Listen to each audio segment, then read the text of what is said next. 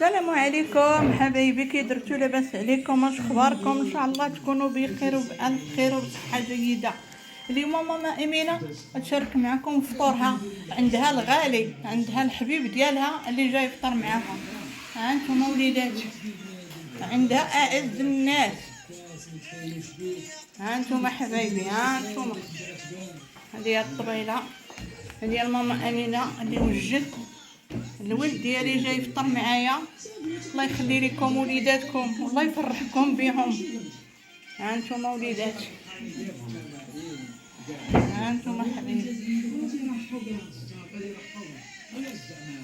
هذه هي الطبله ديال ماما امينه.